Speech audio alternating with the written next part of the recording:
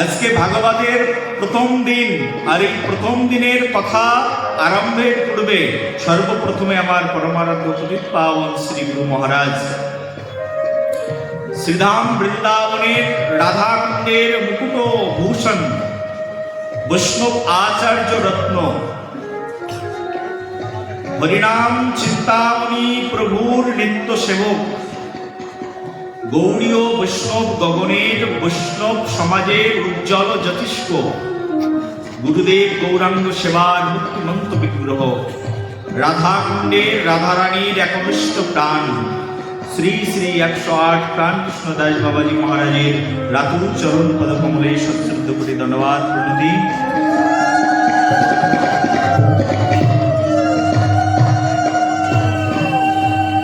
অতঃপর আপনারা যারা কৃষ্ণ কথামৃত রস লহরী তত্ত্ব রসামৃত রস সাগর রসায়ন অমৃত কথা শ্রবণ মানুষে ভাগবত সম্মুখস্থ হয়ে উপবেশন করেছেন জগৎ মাতার অংশ সম্ভূতা মাতৃ সকলগণ, জগৎ পিতার অংশ সম্ভূত পিতৃ সকলকার আতুল চরণে সশ্রদ্ধ কোটি প্রণাম। আমরা আস্বাদন করব শ্রী ভাগবত অমৃত কথা, যে অমৃত কথা আস্বাদন করেছেন শিব শঙ্কর ভোলানাথ স্বয়ং শিব শম্ভু, যে কথা আস্বাদন করেছেন ব্রহ্মার মতো উপাসক তেনে ব্রহ্মা হৃদয়া আদি কবয়ে ময়্যন্তি যত সূরয়ঃ তেজবারে মৃদম, যে কথা স্বয়ং ব্রহ্মার হৃদয়ের মধ্যে কীর্তন হয়েছিল সেই কথা আমরা শ্রবণ করতে বসেছি। যে কথা কীর্তন শ্রবণ করেন পার্বতী, যে কথা কীর্তন শ্রবণ করেন গণপতি, সেই উন্নত চরিত্র কথা আমরা আজকে শ্রবণ করতে বসেছি। যা দেবের দুর্লভ ধন, সেই ধন প্রাপ্তির আশায় আমরা এখানে বসেছি। বুঝতে পারছো আমার কথা? বলো একবার রাধে রাধে।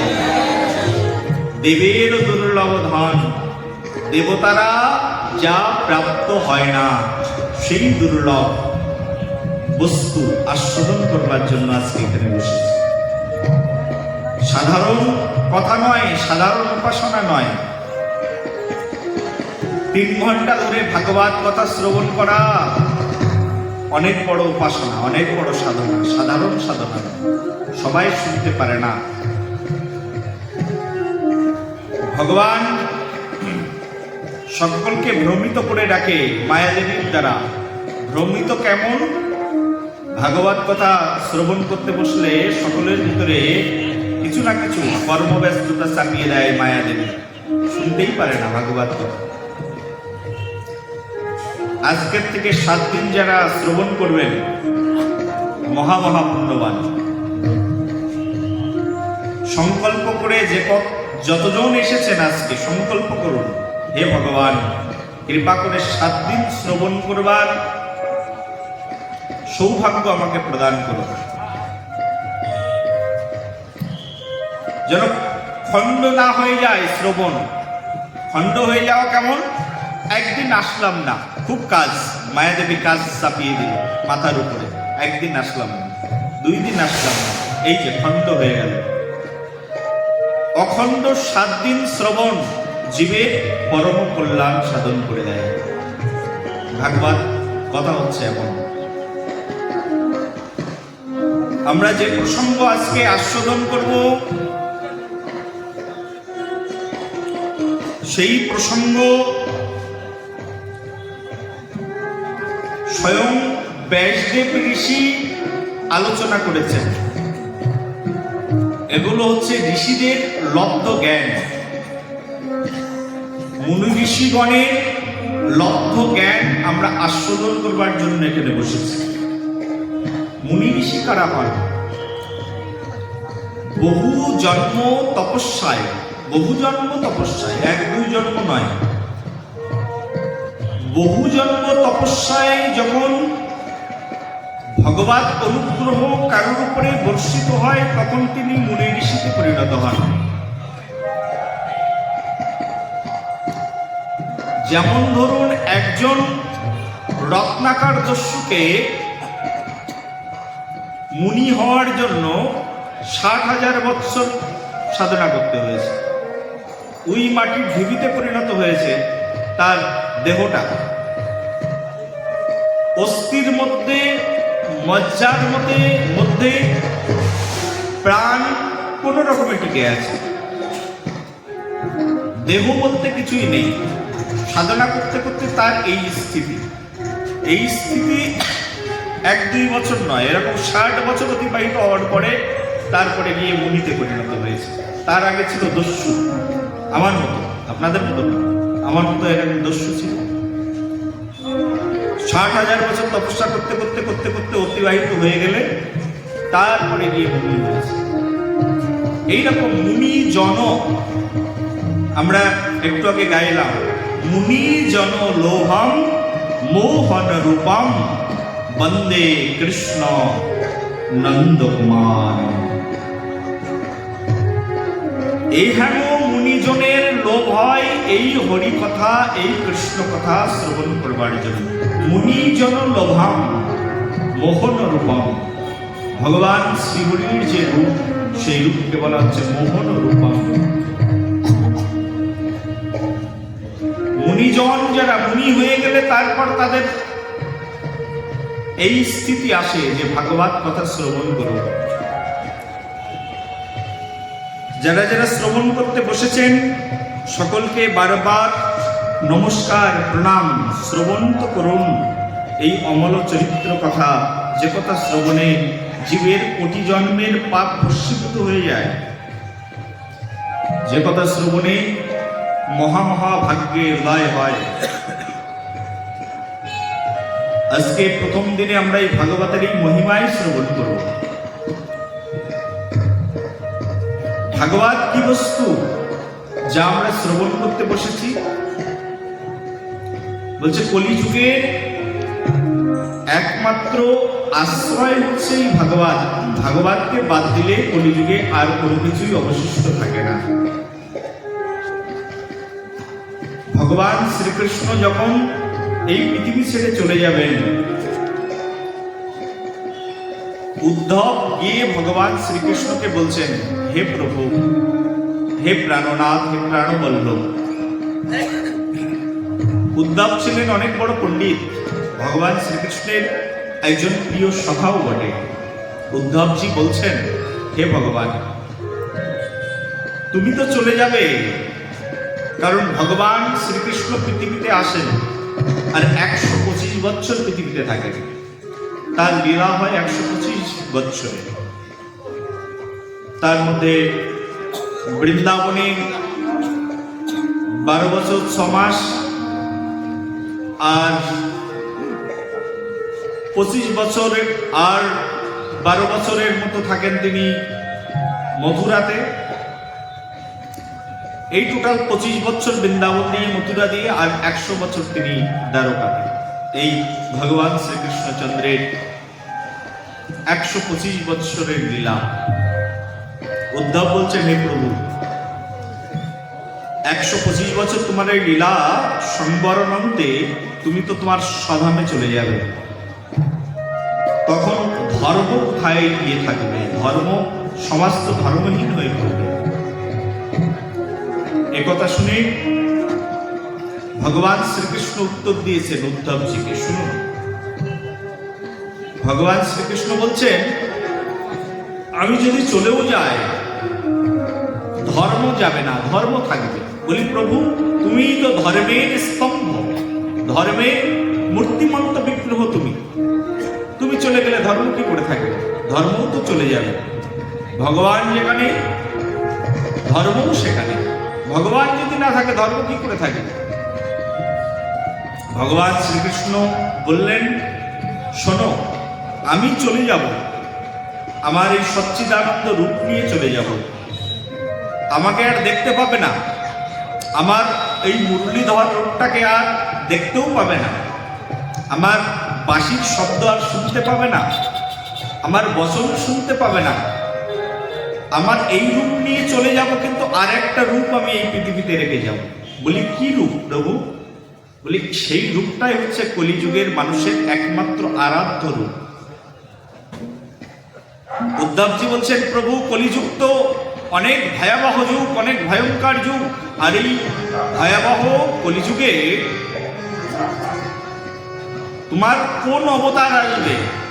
ভগবান শ্রীকৃষ্ণ বললেন, আমার একটি অবতার পৃথিবীতে আসবে কলিযুগে, আর কলিযুগের মানুষ যদি এই অবতারের উপাসনা করে তখনই কলির জীব একমাত্র মুক্তি পেতে পারে, নচেত কলি জীবের আর কোনো উদ্ধারের উপায় নেই। বলি সেই রূপটা বলো, শুনতে বড় লালসা জন্মাচ্ছে। ভগবান শ্রীকৃষ্ণ সঙ্গে সঙ্গে বলে দিলেন, আমি চলে যাব আমার সচ্চিদানন্দ রূপ নিয়ে, কিন্তু আমার আরেকটি রূপ কলিযুগের জন্য থাকবে, আর আমার সেই কলিযুগের যে রূপটি, যে রূপের মধ্যে আমি থাকবো, আর সেই রূপের নাম হচ্ছে ভগবান স্বরূপ। বলো ভগবান ভগবান।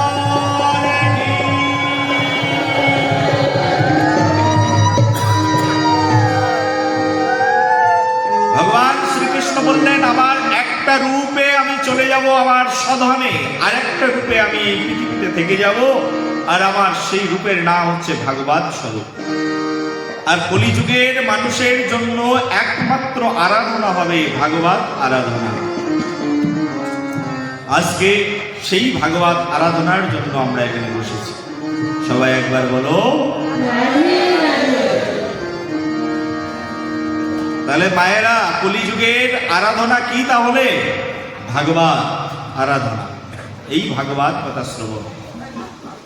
নিত্যাং ভগবত সেবয়া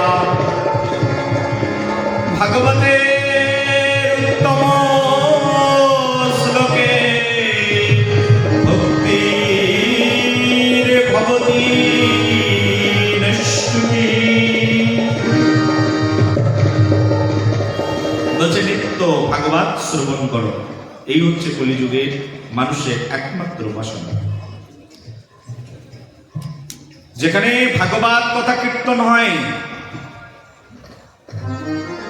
সেটা সাধারণ স্থান নয়। বিশ্বাস তো করুন, কলিযুগের মানুষের বিশ্বাস কম, ভাগবতকে বিশ্বাস করতে চায় না, ভগবানের বাণীকে বিশ্বাস করতে চায় না। এটাই হচ্ছে কলিযুগের বৈশিষ্ট্য। শাস্ত্রের মধ্যে বর্ণনা করা আছে, যেখানে ভগবানের কথা কীর্তন হয়, যেখানে ভাগবত ব্যাস এসে উপস্থিত হন, ভাগবতের আচার্য এসে উপস্থিত হন। ভাগবত কারা বলেন? বলি যারা ভাগবত বলেন তাদেরকে বলা হয় ভাগবত আচার্য, ভাগবতের আচার্য। যেখানে ভাগবত আচার্য ভাগবতকে নিয়ে উপস্থিত হন, সেখানে স্বয়ং ভগবান এসে উপস্থিত হন। আর যেখানে ভগবান এসে উপস্থিত হন, সেই ভগবানকে দর্শন করবার জন্য সেখানে গঙ্গা দেবী এসে উপস্থিত হন। যেখানে ভাগবত কথা কীর্তন হয়, সেখানে যমুনা চলে আসে। আমাদের সব তীর্থের শ্রেষ্ঠ তীর্থ প্রয়াগ তীর্থ সেখানে চলে আসে দর্শন দানের জন্য। দেখুন, যখন কারোর কোনো ব্যক্তির শরীর ময়লা হয়ে যায়, দূষিত হয়ে যায়, তখন সে জলে গিয়ে স্নান করে যাতে শরীরের ময়লা দূর হয়ে যায়। আর যখন মানুষের পাপ বেড়ে যায়, তখন এই পাপকে বিধৌত করবার জন্য সাধারণ জলে স্নান করলে কিন্তু পাপ যায় না। আপনার ঘরের মধ্যে টিউবওয়েল আছে বা আপনার ঘরের মধ্যে শাওয়ার সিস্টেম করে রেখেছেন, বাথরুমের মধ্যে ঢুকলেন, স্নান করলেন, আপনার গায়ের নোংরা চলে গেল, কিন্তু আপনার পাপ যাবে না। সেই জন্য মানুষ পাপ ধোয়ার জন্য, পাপকে ধ্বংস করবার জন্য, পাপ নাশ করবার জন্য কোন তীর্থস্থানে যায়। কোন কোন তীর্থে যায় পাপ নাশ করবার জন্য? যেমন পাপ দেওয়ার জন্য কেউ কেউ গঙ্গায় যায়, কেউ অলকানন্দা নদীতে যায়, কেউ চন্দ্রভাগা নদীতে যায়। এসব নদীগুলো পাপ বহন করে, সেখানে সবাই পাপ দেওয়ার জন্য যায়। কিন্তু এই নদীগুলো পাপ নিয়ে কি করে? এত পাপ রাখার জায়গা কোথায়? কলিযুগের মানুষের তো ভুরি ভুরি পাপ।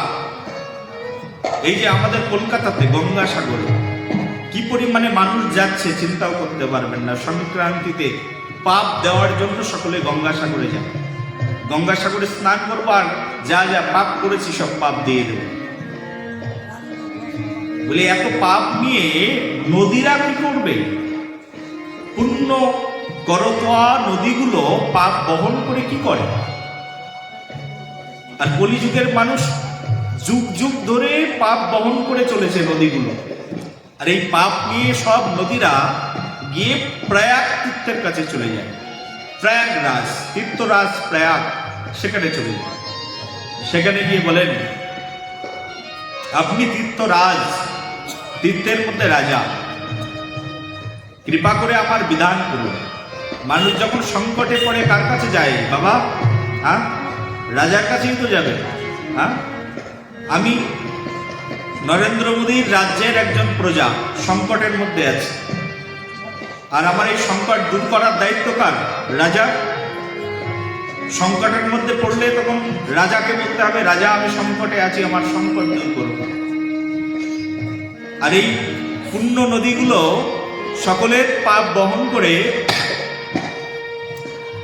এতটাই বিতস্রোত হয়ে যায় যে তারা গিয়ে তীর্থের যিনি রাজা তার কাছে গিয়ে বলেন, হে তীর্থরাজ, কৃপা করে এত পাপ নিয়ে পাচ্ছি না, এই পাপগুলোর কিছু একটা বিধান করুন। তখন রাজা আর কি করবেন? রাজার কাছে গিয়ে হাত জোর করেছেন। রাজা তখন বলেন, ঠিক আছে, তোমাদের যা যা পাপ বহন করে নিয়ে এসেছে সব আমার এখানে দিয়ে দাও। সব পাপ গিয়ে প্রয়াগ তীর্থে গিয়ে জমা হয়ে যায়।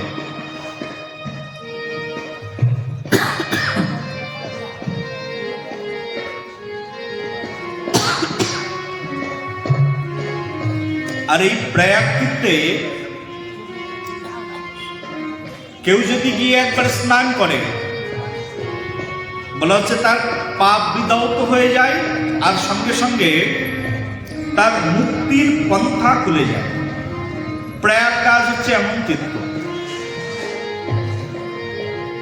কিন্তু প্রয়াগরাজে তীর্থ করতে গেলে মানুষের জীবন নাশের সম্ভাবনা আছে। কেমন? কেউ যদি প্রয়াগরাজে গিয়ে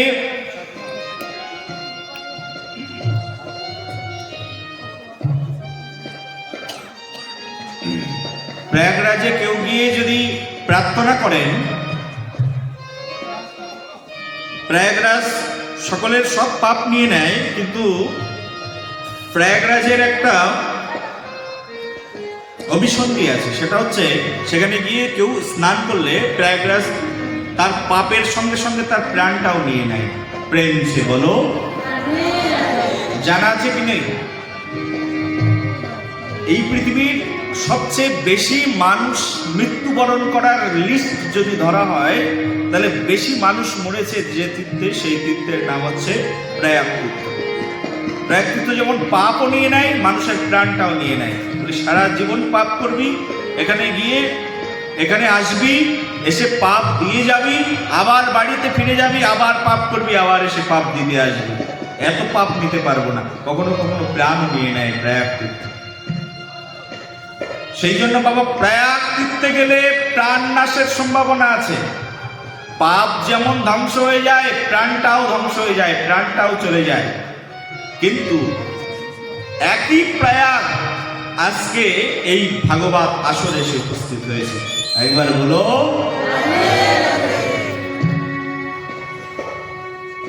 একই প্রয়াগরাজ, একই তীর্থরাজ ভাগবত আসরেও এসে উপস্থিত হয়ে যায়। যেখানে ভাগবত কথা হয় সেখানে প্রয়াগ আদি তীর্থ এসে অবস্থান গ্রহণ করে। আজকে এখানে ভাগবত হচ্ছে মানে প্রয়াগ আদি তীর্থ এখানে এসে উপস্থিত হয়েছেন।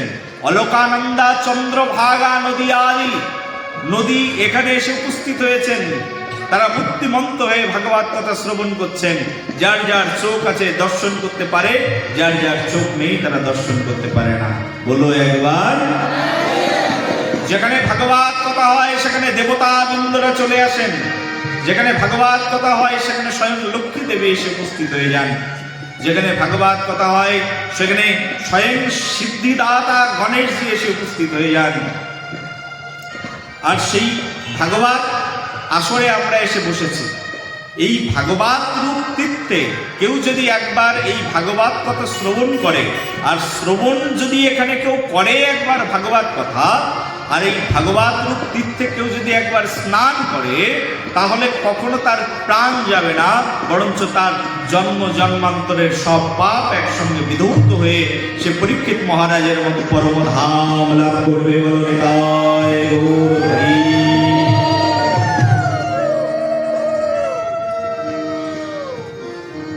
ভাগবত হচ্ছে এইরকম। এই ভাগবতের 7 দিনের এই যে ভাগবত স্রোতধারা, ভাগবত হচ্ছে স্রোতস্বিনী নদীর ন্যায়। এই ভাগবত স্রোতস্বিনীতে কেউ যদি একবার স্নান করে, তাহলে তার জীবন ধন্য হয়ে যাবে। জীবনকে যদি ধন্য করতে চান, জীবনকে যদি পূর্ণ করতে চান, ভাগবত কথা শ্রবণ করুন। আজকে সেই ভাগবতের প্রথম দিবস। এই ভাগবত কোথায় কীর্তন হয়? এই ভাগবত কথা কীর্তন হয়েছিল, কীর্তন করেছিলেন শিবজি মহারাজ। স্বয়ং শিবজি মহারাজ এই ভাগবতের কীর্তন করেছিলেন। শ্রবণ করুন। ভাগবতের মহিমা কথা বলতে গেলেও 3 ঘন্টা সময় লাগে, কিন্তু আমাদের যেহেতু সময় কম, সংক্ষিপ্ত সময়ের মধ্যে ভাগবতের 2-1টি মহিমা কথা শ্রবণ করাচ্ছে। এই ভাগবতের কীর্তন করেছিলেন স্বয়ং শিব শঙ্কর। ভাগবত কথা কীর্তন করার সৌভাগ্য কার আছে? কে বলতে পারেন? ভাগবত কথা তিনিই বলতে পারেন যিনি ভাগবতের ভক্ত, ভগবানের ভক্ত। ভক্ত ছাড়া এই জগতে ভগবানের কথা বলার ক্ষমতা কারোর নেই। একমাত্র ভক্ত যিনি, তিনি শুধুমাত্র ভগবানের কথা বলতে পারেন। এই জগতে ভগবান শ্রীহরির যদি বিশেষ কোনো ভক্ত থেকে থাকে, তার নাম হচ্ছে স্বয়ং শিব শঙ্কর। শিবের মতো বড় ভক্ত এই পৃথিবীতে আর কেউ নেই।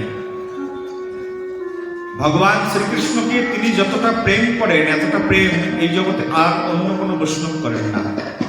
এই জন্যই শাস্ত্রের মধ্যে বলা হচ্ছে বৈষ্ণবানাম যথা শম্ভু।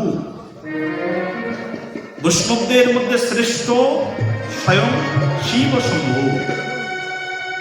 আর শিবজি মহারাজ তার একটাই কাজ, তিনি সবসময় দেখবেন মহাদেব তিনি ধ্যানস্থ হয়ে আছেন। হাতের মধ্যে একটা জপের মালা নিয়ে তিনি সবসময় ধ্যানস্থ হয়ে আছেন, সবসময় মন্ত্র উচ্চারণ করছেন। এই শিব শঙ্করের মহিমা এমন।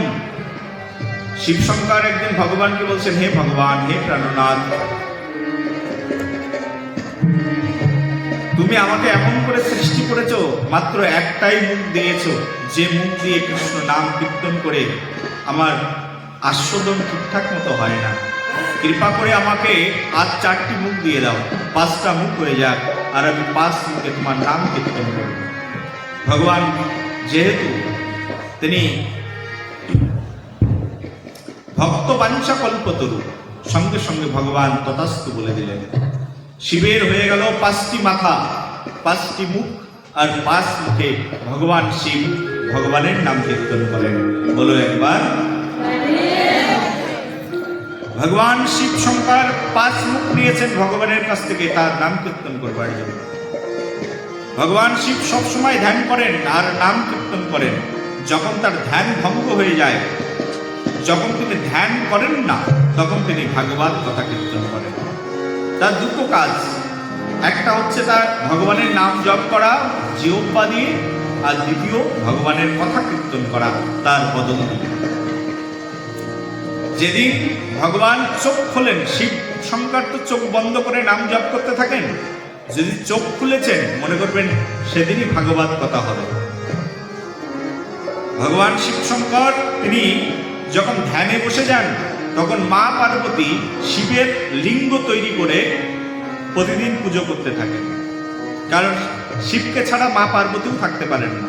যখন শিব ধ্যানে বসে যায়, তখন দেখেন আমার স্বামী তো আমার সঙ্গে কথা বলবে না, কারণ আমার স্বামী তো ধ্যানে বসে আছে।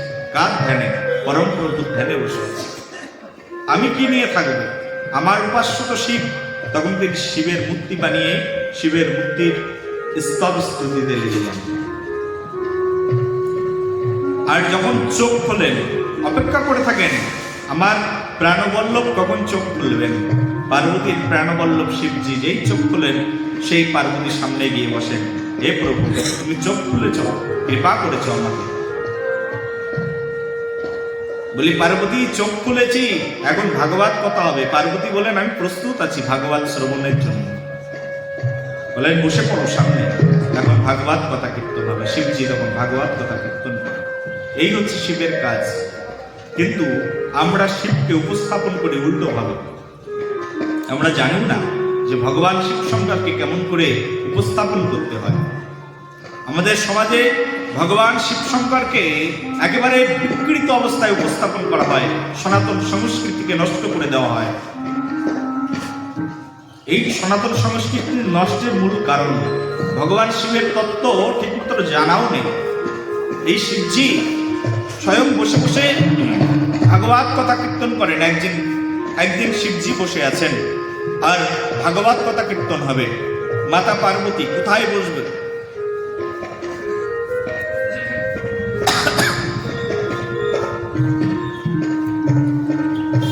মাতা পার্বতী ভাগবত কথা শ্রবণের জন্য অপেক্ষা করছেন। ভাগবত কথা এরকম শুনতেই থাকেন পার্বতী। পরে আবার শিবজি ধ্যানে বসেছেন। যখন ধ্যানে বসেছেন তখন স্বয়ং নারদজি গিয়ে উপস্থিত হয়েছেন। নারদ মুনি গিয়ে বলছেন মা প্রণাম নেবে। পার্বতী সন্তুষ্ট হয়েছেন নারদের উপরে। বলি নারদ, তোমার আগমনের কারণ? বলি মা প্রভুকে দর্শন করতে এসেছি। বলি তোমার প্রভু তো দেখো এখনো ধ্যানে রয়েছে। বলি মা আমার কিছু কথা আছে তোমার কাছে। বলি কি কথা? বলছে মা তুমি বলো তো সত্যি সত্যি তোমার প্রাণনাথ তোমাকে ভালোবাসে? হ্যাঁ হ্যাঁ ভালোবাসেন। বলি তুমি শিবকে পাওয়ার জন্য কত জন্ম লাগিয়ে দিলে? তোমার তপস্যার কাছে সব যেন হার মেনে যায়। বলি তোমার প্রাণবল্লভ শিব শঙ্কর সে তোমাকে কি সব কথা খুলে বলেন? বলি নারদ এমন করে বলছো কেন? নারদের স্বভাব জানেন তো, এর কথা একটু ওকে বলা, ওর কথা একটু ওকে বলা। নারদজি বলছেন আমার প্রভু আমাকে সব কথা শেয়ার করে। বলে তোমাকে সব কথা যখন শেয়ার করে তাহলে বলো তো ওই শিবের গলায় যে এতগুলো মুন্ডমালা ঝুলানো আছে, এগুলো কোন স্ত্রীর মুন্ডমালা গলার মধ্যে ঝুলিয়ে রেখেছে? বলো রাধে রাধে, প্রেম সে বলো। যেই না এই কথা বলেছেন পার্বতী সঙ্গে সঙ্গে তার টনক নড়ে গেছে মাথায়। হ্যাঁ বলে স্ত্রীর মুন্ডমালা আমি তো কখনো চিন্তা করিনি। বলে না না না মা, যে যাকে ভালোবাসে তার মুন্ডমালাই তো গলায় ঝোলায়। তুমি যেমন হীরা মণিমুক্তা এগুলোর মালা তোমার গলায় পড়ো, কারণ এগুলো তোমার প্রিয়। শিবের প্রিয় মুন্ডমালা, তার মানে এগুলো নিশ্চয়ই তার প্রিয় কোনো ব্যক্তির মুন্ডু, সেই জন্য মাথায় ঝুলিয়েছে, তার গলায় ঝুলিয়েছে। বলো কার মুন্ডু ঝুলিয়েছে? বলে আমি তো জানি না। বলে জানো না যখন জেনে নেবে। এই কথা বলেই সঙ্গে সঙ্গে নারদ মুনি ওখান থেকে চলে গেলেন। মা পার্বতীর তো আর ঘুমও আসে না, পূজা পার্বণেও মন বসে না, শিব ওদিকে চোখ মেলছে না। আর যতক্ষণ ধ্যান ভঙ্গ না হচ্ছে ততক্ষণ জিজ্ঞাসাও করতে পারছে না। ইতস্তত এদিকে ওদিকে বিচরণ করছেন মাতা পার্বতী। ভাবছেন কখন শিবজি তার চোখ উন্মিলন করবেন। কিছুক্ষণ পরে শিবজি চোখ উন্মিলন করলেন। মাতা পার্বতী গিয়ে শিবের কাছে গিয়ে হাত জোর করে প্রণাম নিবেদন করে বললেন প্রভু তোমার কাছে প্রশ্ন আছে। ডাইরেক্ট প্রশ্ন, ভাগবত শুনবে না? বলি ভাগবত শুনবো, পরে আগে তুমি আমার প্রশ্নের উত্তর দাও। বলি কি প্রশ্ন?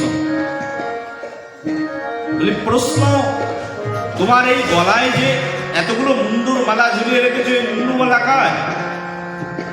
এই কথা শুনে শিবজি সঙ্গে সঙ্গে বুঝতে পেরেছে। ভগবান শিব শঙ্কর বলছেন পার্বতী এখানে কি নারদ মুনি এসেছিল? পার্বতী মাতা বলছে, হ্যাঁ এসেছিল, তাতে তোমার কি? তখন শিব তো পরম বিচক্ষণ বৈষ্ণব, তার মতো জ্ঞানী এই জগতে কে আছে? শিব বুঝতে পেরেছেন আমার নতুন কোন লীলার সময় এসেছে, নতুন কোন লীলা হবে। তখন শিবজি বললেন, দেখো পার্বতী, আমার গলায় এই যে মুন্ডুর মালা দেখছো, এই মুন্ডুর মালা অন্য কারোর মুন্ডু নয়, সবগুলো তোমার মুন্ডু। আর তোমার মুন্ডু এই যে আমি ঝুলিয়ে রেখেছি। বলে আমার মুন্ডু মানে? বলে তুমি যতবার এই পৃথিবীতে আসো আর যতবার মৃত্যুবরণ করো, আর তোমার সেই মৃত্যুর যন্ত্রণা আমি সহ্য করতে না পেরে সেই মুন্ডুর মালা গলায় ঝুলিয়ে যায়। বলি প্রভু, আমার মৃত্যু হয় তাহলে তোমার মৃত্যু হয় না কেন? তখন শিব শঙ্কর বলছেন, আমার মৃত্যু না হওয়ার কারণ আমি অমর হয়ে গেছি, কিন্তু তুমি তো অমর হতে পারোনি। বলে তুমি অমর হয়ে গেলে কি করে? বলে আমি অমর কথা শ্রবণ করে অমর হয়ে গেছি।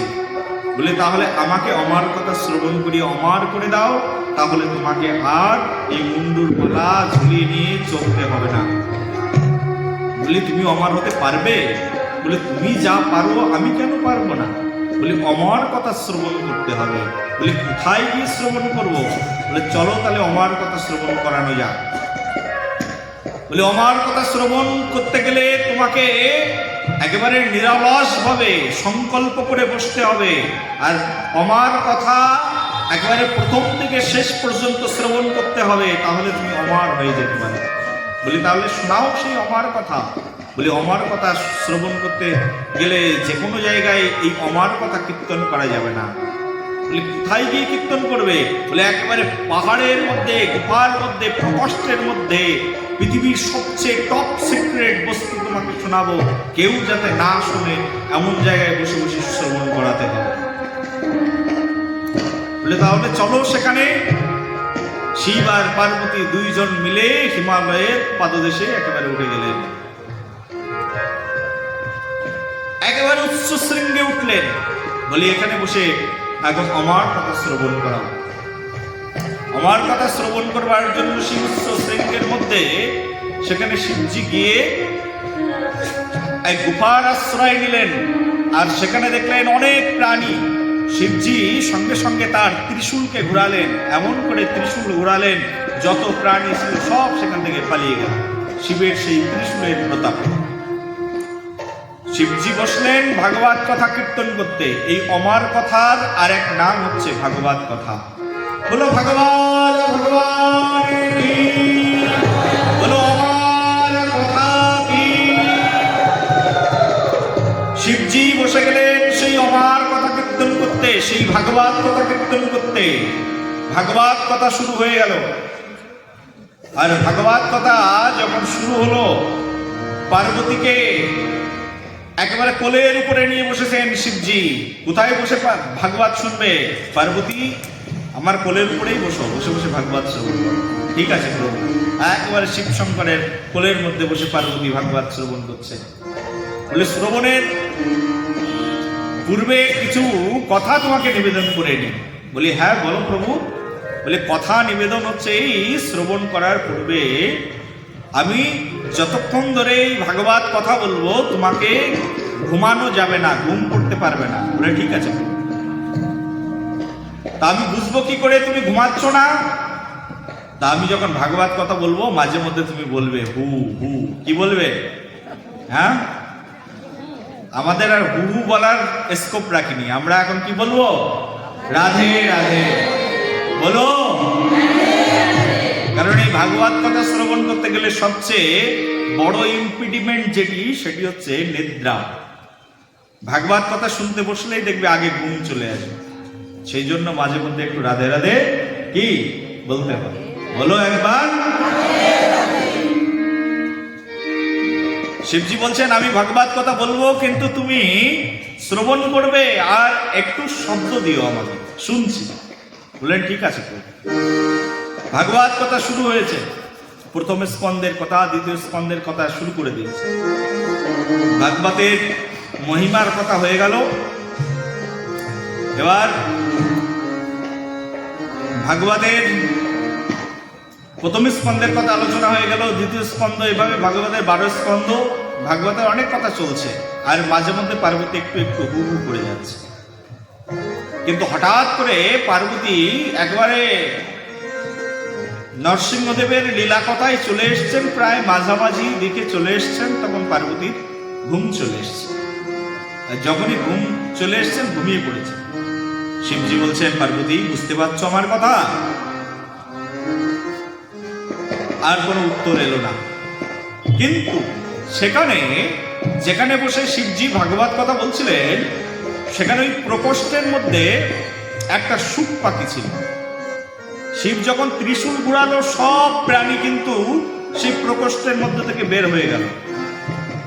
কিন্তু একটা ডিম পড়েছিল, ডিমের তো আর পা নেই, চলবে কি করে? একটা ডিম পড়েছিল, একটা পাখির ডিম। আর ভাগবত কথা যখন শুরু হলো, সেই ভাগবত কথার প্রভাবে সঙ্গে সঙ্গে পাখি ডিম থেকে পাখির বাচ্চা হয়ে গেল। আর সেই শুক পাখি সেখানে বসে বসে ভাগবত কথা শুনতে শুরু করল। শুক পাখি দেখছেন যে এত সুন্দর মধুর অমৃত কথা, এই কথা পার্বতী না শুনে ঘুমিয়ে পড়েছে। আর যদি আমি একটু হু শব্দ না করি, তাহলে শিব তো কথা বলা বন্ধ করে দেবেন, তাহলে আমিও তো বঞ্চিত হয়ে যাব। সঙ্গে সঙ্গে সেই শুক পাখি পার্বতীর কণ্ঠ নকল করে হু করে দিলেন। তখন আবার শিবজি চালু করে দিলেন সেই অমর চরিত্র কথা, অমর কথা। এইভাবে ভাগবতের 12 স্কন্ধ শেষ হয়ে গেল। আর যখন ভগবানের কথা শেষ হয়ে গেল, ভাগবত কথা শেষ হয়ে গেল, তখন শিবজি ভাগবত কথা শেষ হলে কি হয়? জয় জয় শ্রী গুরু নিতাই গৌর সনাতন প্রেমানন্দে হরি হরি বল। যেই না হরিধ্বনি করেছেন, হরিবল বলে উঠেছেন, আর সেই হরিবল বলতেই পার্বতী উঠে বসেছেন। কি হলো কি হলো?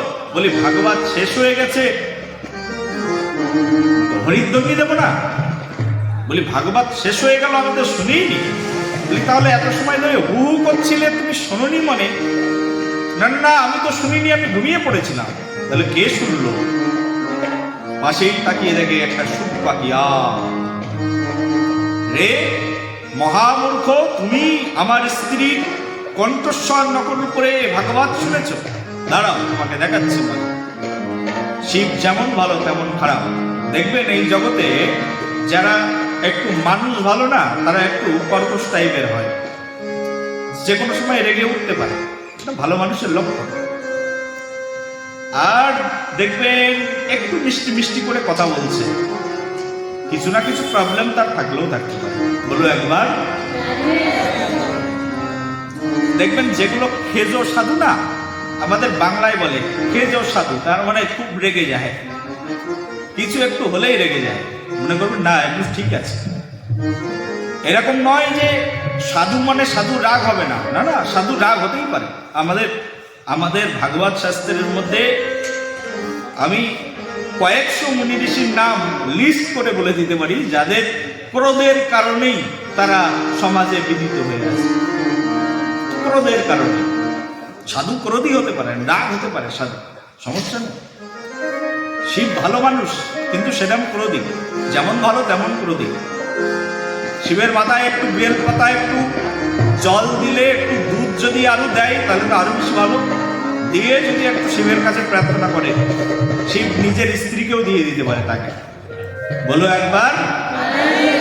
এই জন্য শিবের নাম হচ্ছে ভোলানাথ। এখনই রেগে যায়, আবার সঙ্গে সঙ্গে ভুলে যায়। ক্রোধ স্থায়ী থাকে না। বৈষ্ণবরাও হচ্ছে তেমন।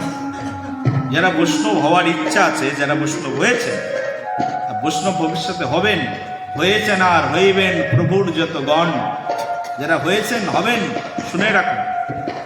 বৈষ্ণব হতে গেলে বৈষ্ণবের একটা বিশেষ আভূষণ প্রয়োজন, সেটা হচ্ছে বৈষ্ণব রেগে যাবে, কিন্তু সঙ্গে সঙ্গে রাগ ভুলে যেতে হবে। সেই জন্য আমাদের বাংলায় একটা প্রবাদ আছে, মুখস্থ করবেন নাকি? করুন। বলুন বৈষ্ণবের রাগ, বলুন বলুন মুখ দিয়ে, বৈষ্ণবের রাগ, বলুন বৈষ্ণবের রাগ। আর জলের দাগ, বুঝেননি? জলের দাগ দেখবেন, জলের উপরে ঢেউ খেলে, এখনই দেখবেন দাগ হয়ে গেছে, সঙ্গে সঙ্গে দাগ চলে গেল। 1 মিনিটও লাগবে না, 1 নিমেষ, পলক ফেলতে যতটুকু টাইম লাগে ততটুকুর মধ্যেই জলের দাগ মুছে যায়। তেমন বৈষ্ণবের রাগ এক্ষুনি হবে, আবার এক্ষুনি সেই রাগ আবার ধ্বংস হয়ে যাবে। বৈষ্ণবের রাগ যদি স্থায়ী থাকে তাহলে তিনি আবার বৈষ্ণব হতে পারবেন না। প্রেম সে বলো, বলো একবার। শিবের হয়েছে এরকম রাগ, হয়ে গেছে ক্রোধ। বলি রে, এত বড় সাহস, পারমিশন না নিয়ে আমার কাছ থেকে ভাগবত শ্রবণ করা, আমার কথা শ্রবণ করা। ত্রিশূল হাতে বাগিয়েছে, বাগিয়ে শুক পাখির পিছু পিছু উঠতে শুরু। শুক পাখি তো ডানা মেলে উঠতে শুরু করেছে, আর শিব তার পিছু পিছু যাচ্ছে। একেবারে পুরো পৃথিবী ঘোরা হয়ে গেছে একবার শিবের সেই শুক পাখির পিছন পিছন। ঘুরে এসে সেই শুক পাখি একেবারে মর্তলোকের উপরে স্থায়ী হয়ে দাঁড়িয়েছেন। দেখছেন তুঙ্গভদ্রা নদীর উপবেশন তটে এক সুন্দরী নারী দাঁড়িয়ে রয়েছেন, সতী সাধ্বী রমণী, নাম হচ্ছে অরুণী দেবী। কে তিনি? স্বয়ং সাধ্বী ভাগবত অবতার ব্যাসদেবের স্ত্রী দাঁড়িয়ে আছে। তারও এমন ঘুম লেগে গেছে, একটু হাই তুলে দিয়েছেন, হা করেছেন। শুক পাখি দেখছেন এই শিবের হাত থেকে বাঁচবো কি করে। এই মাতাশ্রী যখন হাই তুলে হা করেছেন, তাহলে মাতার গর্ভের মধ্যে প্রবেশ করে। সঙ্গে সঙ্গে শুক পাখি উঠতে উঠতে উঠতে উঠতে গিয়ে সেই মাতার গর্ভের মধ্যে প্রবেশ করেছে। আর মাতার গর্ভের মধ্যে প্রবেশ করে গর্ভের মধ্যে গিয়ে একেবারে চুপচাপ বসে রয়েছে। আর শুক পাখি জানেন ইনি সাধারণ মাতা নয়, স্বয়ং ভগবানের সত্তাবেশ ব্যাস অবতার। ভগবান শ্রীহরির 6টি অবতার রয়েছে, তার মধ্যে একটি অবতার তত্ত্বের নাম হচ্ছে সত্তাবেশ অবতার, একটা অবতার তত্ত্বের নাম হচ্ছে পুরুষ অবতার, একটা অবতার তত্ত্ব হচ্ছে যুগ অবতার, মন্বন্তর অবতার, পুরুষ অবতার। এরকম ভগবানের 6টি অবতার তত্ত্ব রয়েছে, তার মধ্যে একটি অবতার তত্ত্ব হচ্ছে সত্তাবেশ অবতার। ভগবানের সত্তাবেশ অবতার ব্যাসদেব, আর সেই ব্যাসদেব ঋষি স্ত্রীর গর্ভের মধ্যে প্রবেশ করেছেন। কে প্রবেশ করেছেন? শুক পাখি এসে প্রবেশ করে একেবারে হিউম্যান বডি হয়ে গেছে, দেহের মধ্যে প্রবেশ করেছেন, মানবী শরীরের মধ্যে প্রবেশ করেছেন। মানুষই তো হবেন নাকি? মানবী শরীরের মধ্যে প্রবেশ করেছেন, মনুষ্য রূপে সেখানে অবস্থান গ্রহণ করছে। শিবজি বলছেন, এই তোমার গর্ভের মধ্যে আমার শত্রু প্রবেশ করেছে, আমি তোমাকে মারব। সঙ্গে সঙ্গে ত্রিশূল একেবারে তুলে নিয়েছেন। কখন কি করেন ঠিক নেই ভোলানাথ, বোঝেন তো? একবার স্ত্রী হত্যা করবার জন্য উদ্যত। সঙ্গে সঙ্গে ব্যাসদেব এসে বলছেন, হে প্রভু, করছেনটা কি? আপনি স্ত্রী হত্যা পাপে আপনার জীবনকে জর্জরিত করবেন? আপনার তো এত বড় পাপ আপনার ইতিহাসে লেখা নেই। আপনি স্ত্রী হত্যা করে স্ত্রী হত্যা পাপে জর্জরিত হবেন? বলুন কি হয়েছে। বলি, আমার স্ত্রীর কণ্ঠ নকল করে তোমার এই শুক পাখি সে আমার কথা শ্রবণ করে নিয়েছে, আমি ওকে হত্যা করব। ব্যাসদেব বলছেন, হে প্রভু, আপনি ভাগবতের অবতার, ভাগবত আপনার মতো আর কে জানে? আপনার মতো জ্ঞানী বিচক্ষণ পৃথিবীতে আর কেউ নেই। ভগবানের 3টি অবতার, গুণ অবতার। একটা হচ্ছে গুণ অবতারের প্রথম অবতার ব্রহ্মা, বিষ্ণু, মহেশ্বর। আপনি স্বয়ং সেই গুণ অবতারের অবতার, মহেশ্বর। আপনি, আপনার দ্বারাই সবকিছু প্রলয় হয়ে যায়, আপনাতেই সবকিছু সৃষ্টি হয়ে যায়, আপনার তত্ত্বের মধ্যেই সব আছে। আর আপনি স্বয়ং সি সি সি করছেনটা কি? আপনি স্ত্রী হত্যা করবেন? আচ্ছা প্রভু, আপনার মতো জ্ঞানী আমি নই, কিন্তু আপনি বলুন তো, এই জগতে কেউ যদি একবার অমর কথা শ্রবণ করে নেয়, সে তো এমনিতেই অমর হয়ে যায়। আর যে ব্যক্তি অমর হয়ে যায় তাকে কি কখনো মারা যায়? ও হো, এখন আমার মাথায় বুদ্ধি ঢুকেছে। কখনো কখনো জানা জিনিস আমরা ভুলে যাই। বলো একবার, প্রেম সে বলো। হ্যাঁ হ্যাঁ হ্যাঁ, তাই তো, এ তো অমর হয়ে গেছে, একে তো মারা যাবে না। বলে তাহলে ছেড়ে দিন, স্ত্রী হত্যা করবেন না। শিবজি সঙ্গে সঙ্গে রিটার্ন চলে গেল। তখন পার্বতী শিবকে অনেক করে সান্ত্বনা দিলেন, কেন তুমি ক্রোধ করছো? আমি শ্রবণ করতে পারিনি, এটা আমার দুর্ভাগ্য। ওদিকে সুখ পাখি সেই ভাগবতীর গর্ভের মধ্যে অবস্থান গ্রহণ করে ভাগবত কথা শ্রবণ করতে শুরু করেছে। আর ব্যাসদেব সংকল্প করেছেন ভাগবতকে জগতের মধ্যে বিস্তার করবেন। আর ব্যাসদেব তখন ভাগবত লিখছেন। আর যখন ব্যাসদেব ভাগবত লিখছেন, সেই ভাগবত মায়ের পেটের মধ্যে বসে বসে সুখদেব গোস্বামী শ্রবণ শুরু করেছে। 1 বছর গেল, 2 বছর গেল, 3 বছর গেল, মাতৃদেবী আর সন্তান প্রসব করছেন না। এভাবে 12 বছর চলে গেল, 1 যুগ চলে গেল, গর্ভের থেকেই বেরোচ্ছেন। 1600 বছর হয়ে গেছে, গর্ভের থেকে বেরোচ্ছেন না। তখন ব্যাসদেব খুব করে কান্নাকাটি করছেন, মাতৃগর্ভ থেকে বের হও পুত্র, বের হও। সুখদেব গোস্বামী গর্ভের মধ্যে থেকে উত্তর দিচ্ছেন, শোনো, গর্ভ থেকে যদি বের হই আমি, সুখ পাখি মায়ের গর্ভের মধ্যে প্রবেশ করেছেন, গর্ভের মধ্যে প্রবেশ করে মানুষ হয়েছেন। আর মানুষ হয়ে তিনি বলছেন, আমি যদি বের হই, সত্য একটি, আমাকে সংসারের মধ্যে আবদ্ধ করে রাখতে পারবে না, কারণ পরম জ্ঞানী, পরম বৈরাগ্য, পরম বিরক্ত। বললেন ঠিক আছে, তাই হবে, তুমি বেরিয়ে এসো। পিতৃদেবের অনুরোধে আর সব মুনিবৃন্দদের অনুরোধে সেই গর্ভ থেকে সেই পাখি মানব শরীর ধারণ করে বেরিয়ে আসলেন। যখন বেরিয়ে আসলেন সেই 1600 বৎসরের যুবক, তখন তার নাম হয়ে গেল সুখ পাখি, থেকে নাম হলো সুখদেব।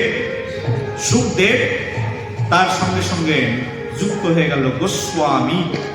গোস্বামী মানে যিনি গো অর্থাৎ ইন্দ্রিয়, পুরো ইন্দ্রিয়কে যিনি জয় করতে পারেন তার নাম হয় গোস্বামী। আমাদের আছে 11টা ইন্দ্রিয়। কটা ইন্দ্রিয় বাবা? কটা ইন্দ্রিয় বলুন? 11টা। বলি ইন্দ্রিয়কে যিনি জয় করেন তাকে গোস্বামী বলা হয়। গোস্বামী টাইটেল যে কেউ ইউজ করতে পারে না। কেউ যদি মনে করে আমার নাম গোস্বামী, হবে না এরকম। গোস্বামী একমাত্র গুরুদেব কাউকে দিতে পারেন। গুরুদেব কাউকে যদি কৃপা করেন, যদি তার চরিত্র গোস্বামীর মতো হয়, তাহলে তিনি শুধুমাত্র গোস্বামী হন। যেমন বৃন্দাবনে আমরা দেখেছি ষড় গোস্বামী, এই 6 গোসাই যবে ব্রজে কইলেন বাস, রাধা কৃষ্ণের নিত্য লীলা করিলেন প্রকাশ। বৃন্দাবনে আছে 6 গোস্বামী, জয় রূপ সনাতন ভট্ট রঘুনাথ, শ্রীজীব গোপাল ভট্ট দাস রঘুনাথ। এই 6 জন গোস্বামী, এনারা প্রত্যেকেই ইন্দ্রিয়কে জয় করেছিলেন। না তাদের কামনা বাসনা ছিল, না তাদের ঘর সংসার ছিল, সবকিছুকে জয় করে তারা গোস্বামী হয়েছে। এই সুখদেব গোস্বামী যেহেতু সবকিছু জয় করেছিলেন, সেই জন্য সুখদেব গোস্বামী, তাকে উপাধি দেওয়া হয়েছিল গোস্বামী। সুখদেবকে কি বলা হতো? গোস্বামী। স্ত্রী দর্শন করলেও তার বিকারগ্রস্ত ভাব হতো না, কারণ তিনি স্ত্রী পুরুষ সকলের মধ্যে আত্মা দর্শন করতেন। তিনি ছিলেন আত্মতত্ত্বদর্শী। এই সুখদেব গোস্বামী এই পৃথিবীতে আবির্ভূত হলেন। আর আবির্ভূত হয়েই তিনি তার গৃহ পরিত্যাগ করলেন। আর গৃহ পরিত্যাগ করে তিনি জঙ্গলে প্রবেশ করলেন। আর সুখদেব গোস্বামী যখন যাচ্ছেন গৃহ পরিত্যাগ করে, তার সঙ্গে সঙ্গে ব্যাসদেব গোস্বামী যাচ্ছেন। শোনো পুত্র, শোনো বলে বারবার চিৎকার করছেন, কিন্তু পুত্র শুনছেন না। পুত্রের বয়স 16 বছর, পেট থেকে বেরিয়েই 16 বছর। হেঁটে যাচ্ছেন, একদল স্ত্রী পুকুরে স্নান করছেন বিবস্ত্র অবস্থায়। সুখদেব গোস্বামীকে দেখে তারা প্রণাম নিবেদন করলেন, কিন্তু বস্ত্র ধারণ করলেন না। কিন্তু বৃদ্ধ ব্যাসদেব পিছন পিছন যাচ্ছেন, ব্যাসদেবকে দেখেই স্ত্রীরা সঙ্গে সঙ্গে কাপড় পরে নিচ্ছে।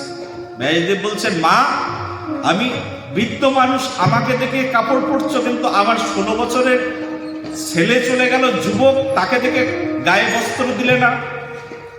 তখন সেই স্ত্রীগণ ব্যাসদেব গোস্বামীকে বললেন, হে গোস্বামী পাদ, আপনার ছেলের বয়স 16 বছর হতে পারে, কিন্তু তার ভিতরে স্ত্রী পুরুষ জ্ঞান নেই।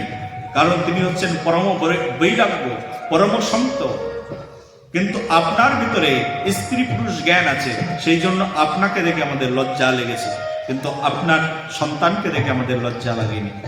ব্যাসদেবের আরেকটি নতুন শিক্ষা হয়ে গেল, সঙ্গে সঙ্গে ভাগবতের মধ্যে এই উপখ্যান লিখে দিলেন।